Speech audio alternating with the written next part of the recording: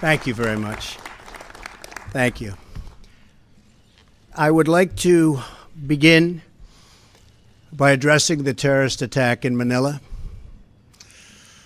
We're closely monitoring the situation, and I will continue to give updates. Anything happens during this period of time, but it is really very sad as to what's going on throughout the world with terror. Our thoughts and our prayers are with all of those affected. Before we discuss the Paris Accord, I'd like to begin with an update on our tremendous, absolutely tremendous economic progress since Election Day on November 8th. The economy is starting to come back, and very, very rapidly.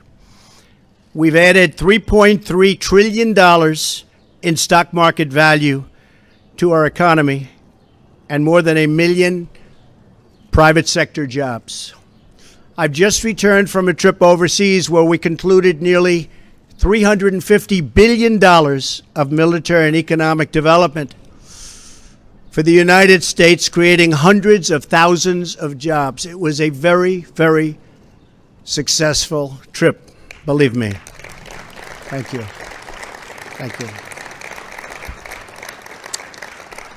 In my meetings at the G7, we have taken historic steps to demand fair and reciprocal trade that gives Americans a level playing field against other nations. We're also working very hard for peace in the Middle East, and perhaps even peace between the Israelis and the Palestinians. Our attacks on terrorism are greatly stepped up, and you see that. You see it all over. From the previous administration, including getting many other countries to make major contributions to the fight against terror. Big, big contributions are being made by countries that weren't doing so much in the form of contribution. One by one, we are keeping the promises I made to American people during my campaign for president. Whether it's cutting job-killing regulations, appointing and confirming a tremendous Supreme Court justice, putting in place tough new ethics rules, achieving a record reduction in illegal immigration on our southern border, or bringing jobs, plants, and factories back into the United States at numbers which no one until this point thought even possible. And believe me, we've just begun. The fruits of our labor will be seen very shortly, even more so. On these issues and so many more, we're following through on our commitments, and I don't want anything to get in our way. I am fighting every day for the great people of this country. Therefore, in order to fulfill my solemn duty to protect America and its citizens, the United States will withdraw from the Paris Climate Accord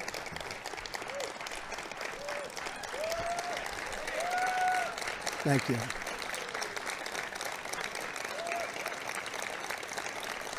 Thank you.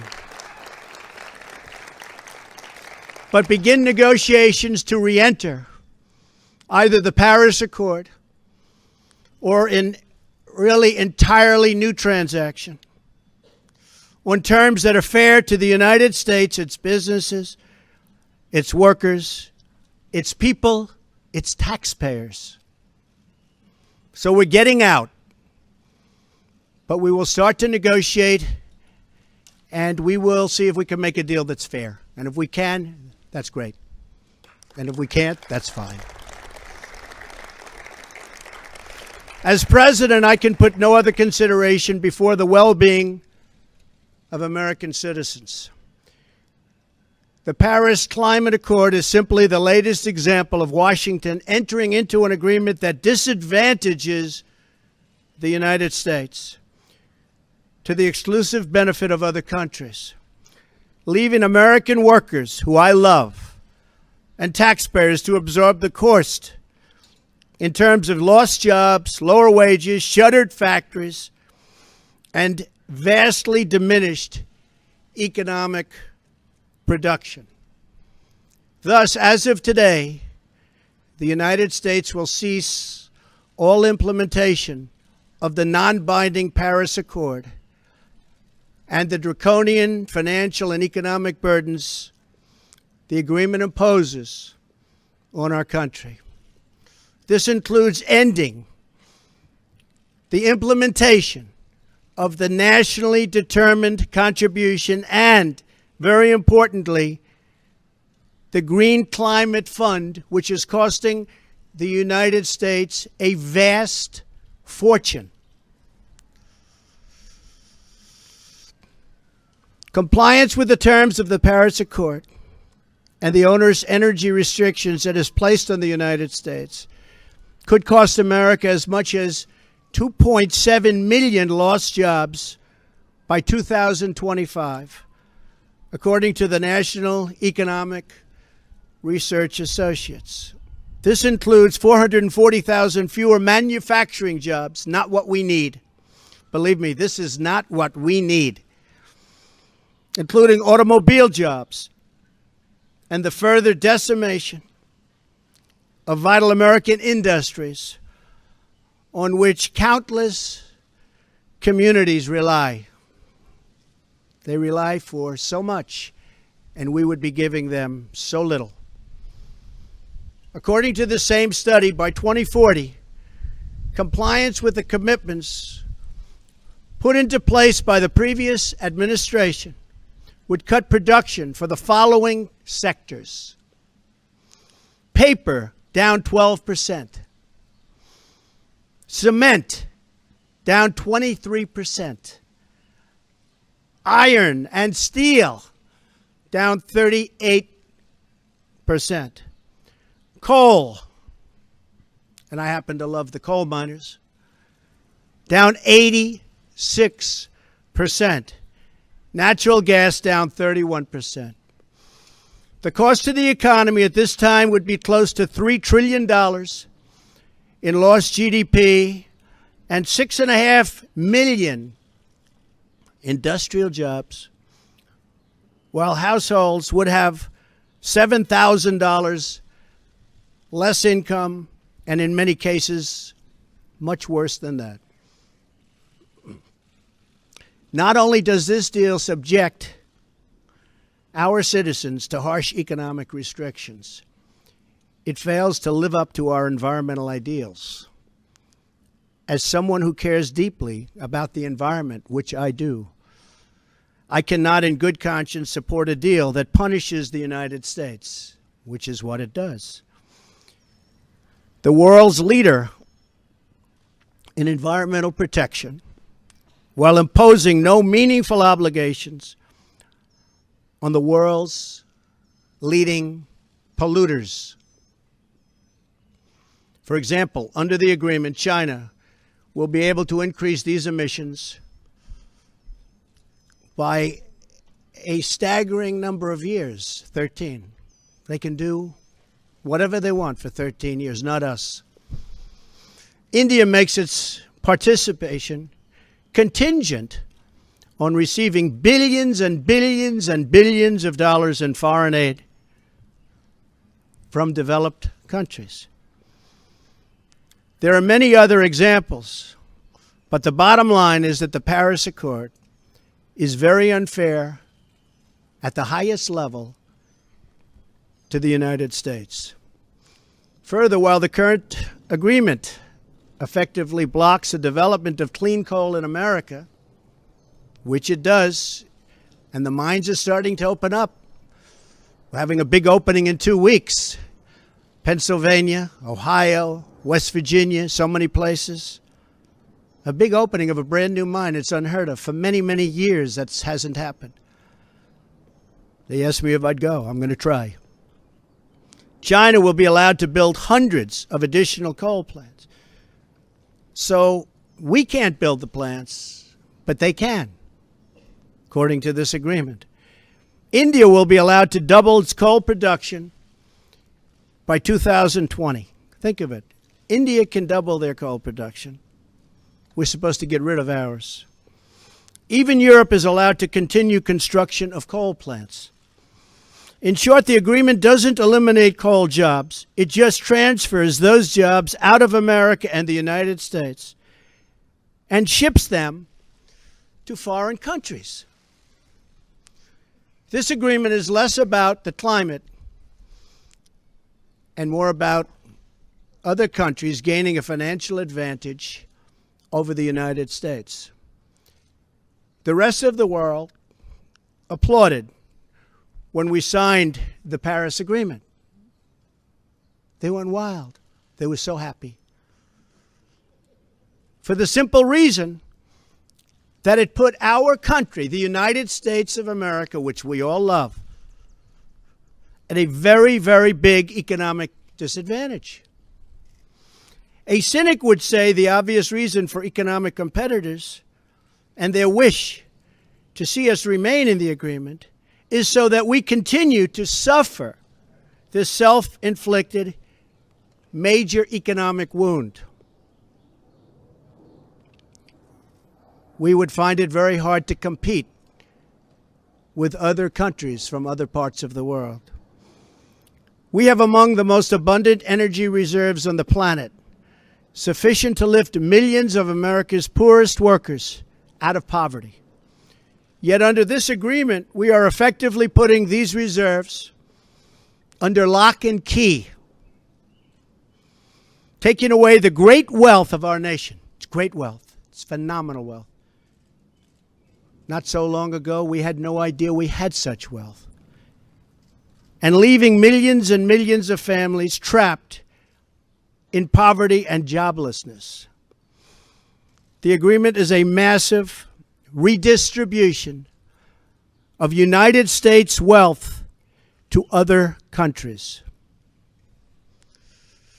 At 1% growth, renewable sources of energy can meet some of our domestic demand.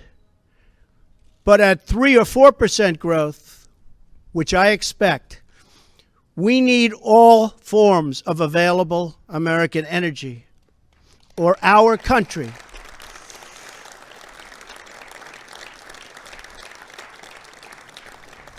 will be at grave risk of brownouts and blackouts. Our businesses will come to a halt in many cases, and the American family will suffer the consequences in the form of lost jobs and a very diminished quality of life. Even if the Paris Agreement were implemented in full, with total compliance from all nations, it is estimated it would only produce a 0.2 of 1 degree, think of that, this much Celsius reduction in global temperature by the year 2100. Tiny, tiny amount. In fact, 14 days of carbon emissions from China alone would wipe out the gains from America, and this is an incredible statistic, would totally wipe out the gains from America's expected reductions in the year 2030. After we have had to spend billions and billions of dollars, lost jobs, closed factories, and suffered much higher energy costs for our businesses and for our homes. As the Wall Street Journal wrote this morning, the reality is that withdrawing is in America's economic interest and won't matter much to the climate. The United States under the Trump administration will continue to be the cleanest and most environmentally friendly country on earth. We'll be the cleanest. We're going to have the cleanest air. We're going to have the cleanest water. We will be environmentally friendly, but we're not going to put our businesses out of work. And we're not going to lose our jobs. We're going to grow. We're going to grow rapidly.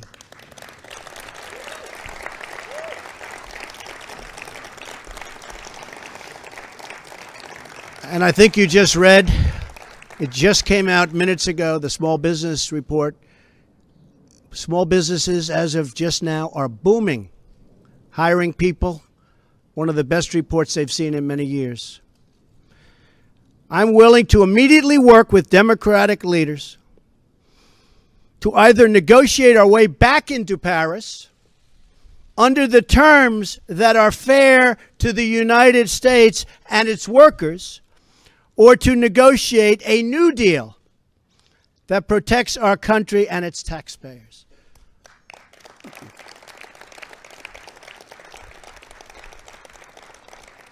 So if the obstructionists want to get together with me, let's make them non-obstructionists.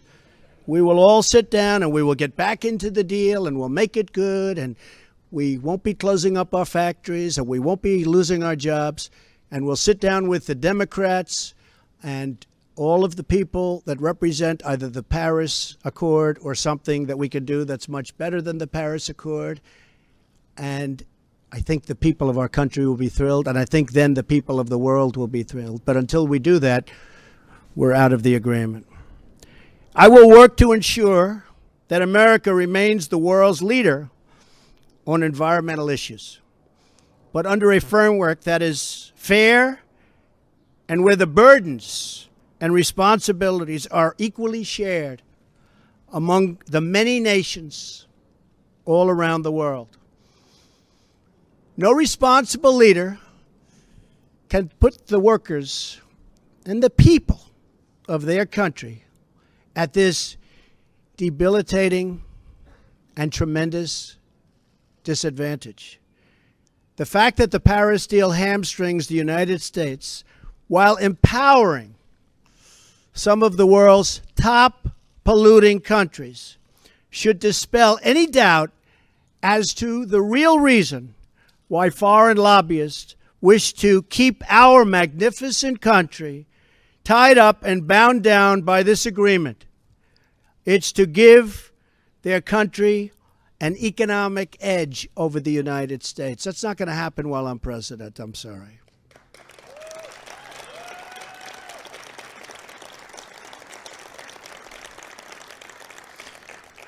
My job as president is to do everything within my power to give America a level playing field and to create the economic, regulatory, and tax structures that make America the most prosperous and productive country on earth, and with the highest standard of living and the highest standard of environmental protection.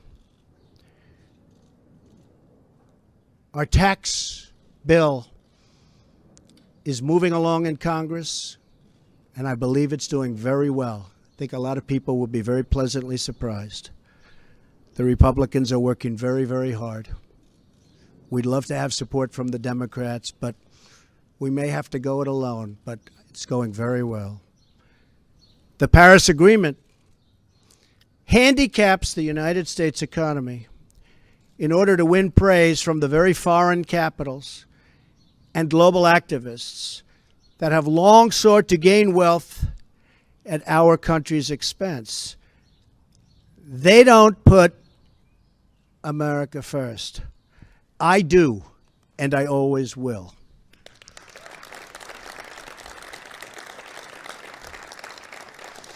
The same nations asking us to stay in the agreement are the countries that have collectively cost America trillions of dollars through tough trade practices and, in many cases, lax contributions to our critical military alliance.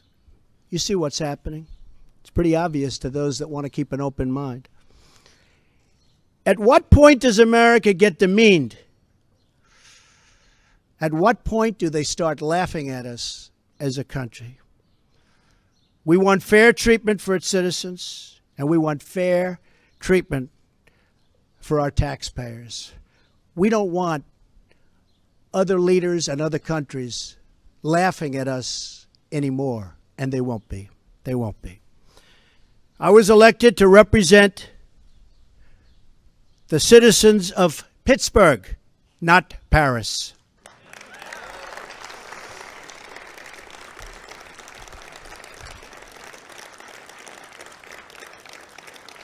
I promised I would exit or renegotiate any deal which fails to serve America's interests. Many trade deals will soon be under renegotiation. Very rarely do we have a deal that works for this country, but they'll soon be under renegotiation. The process has begun from day one,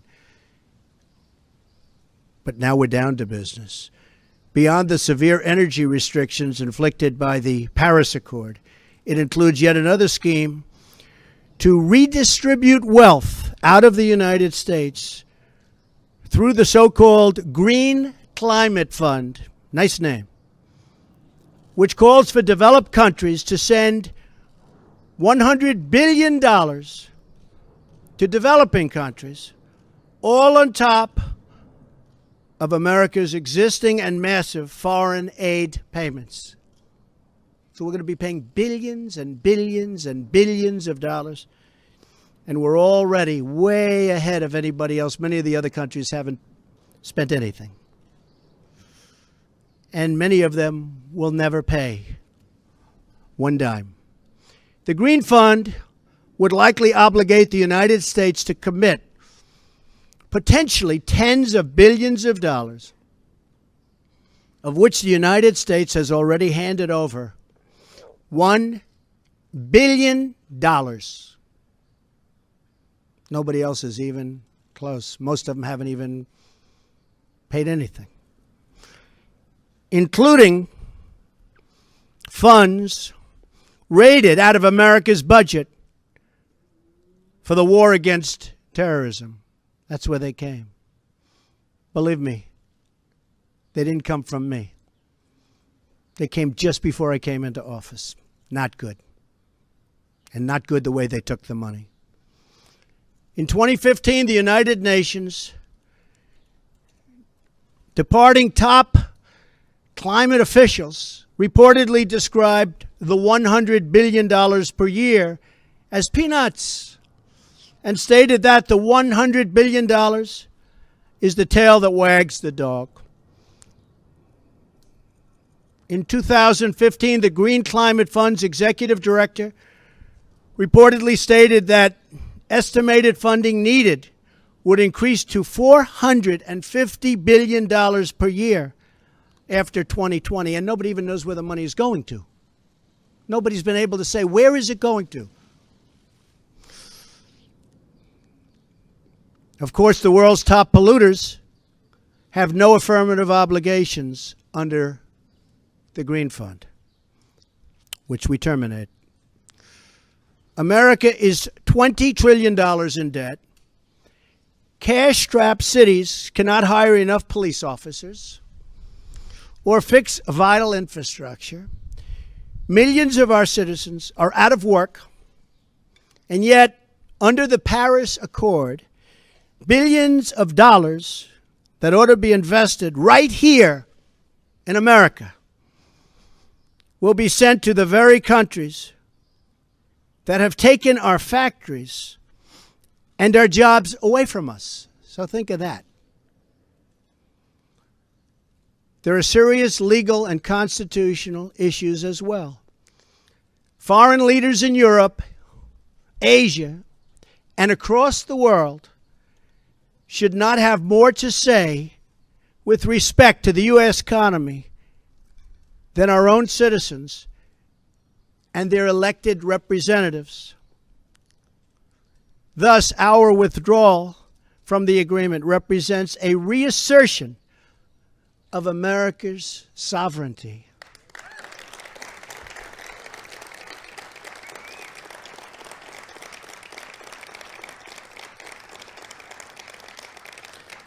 Our Constitution is unique among all nations of the world, and it is my highest obligation and greatest honor to protect it, and I will.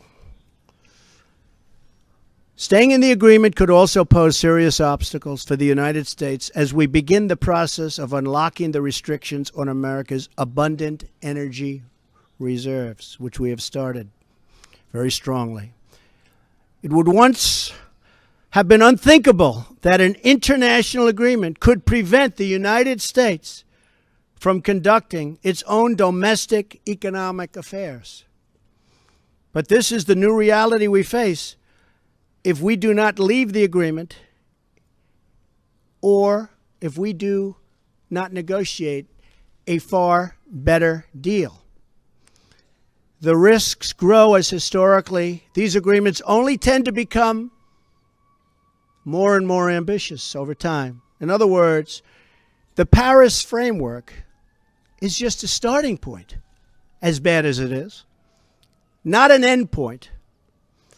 And exiting the agreement protects the United States from future intrusions on the United States sovereignty and massive future legal liability. Believe me, we have massive legal liability if we stay in. As president, I have one obligation, and that obligation is to the American people. The Paris Accord would undermine our economy, hamstring our workers, weaken our sovereignty, impose unacceptable legal risk, and put us at a permanent disadvantage to the other countries of the world. It is time to exit the Paris Accord.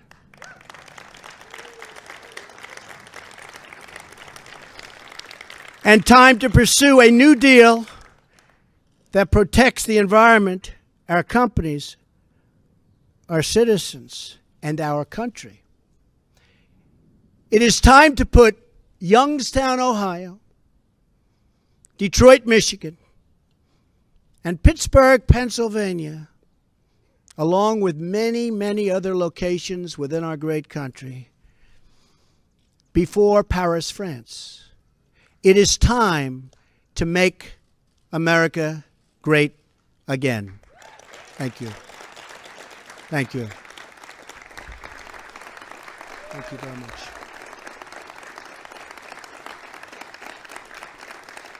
Thank you. Thank you very much.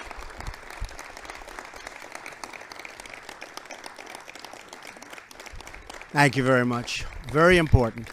I'd like to ask Scott Pruitt, who most of you know and respect, as I do, just to say a few words. Scott, please.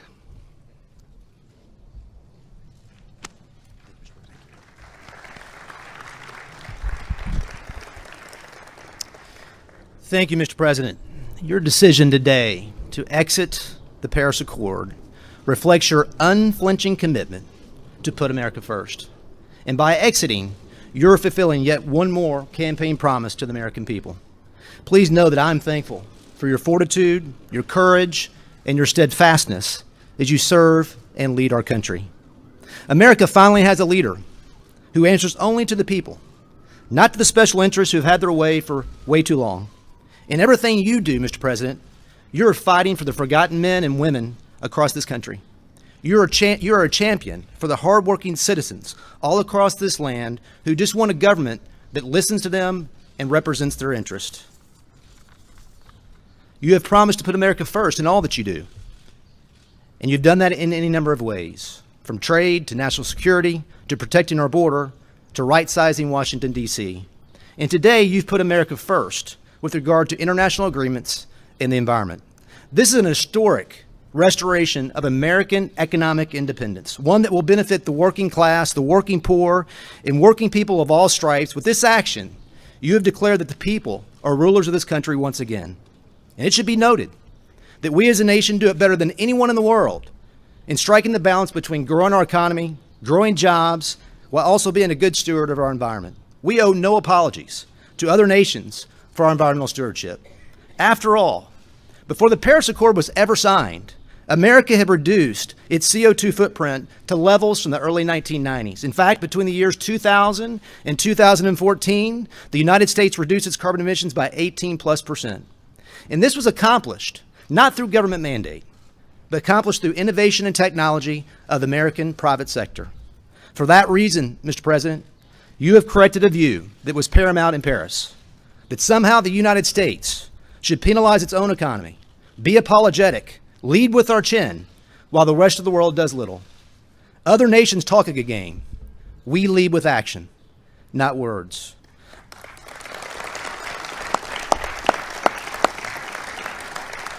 Our efforts, Mr. President, as you know, should be on exporting our technology, our innovation, to nations who seek to reduce their CO2 footprint to learn from us. That should be our focus, versus agreeing to unachievable targets that harm our economy and the American people. Mr. President, it takes courage, it takes commitment to say no to the plaudits of men while doing what's right by the American people. You have that courage, and the American people can take comfort because you have their backs.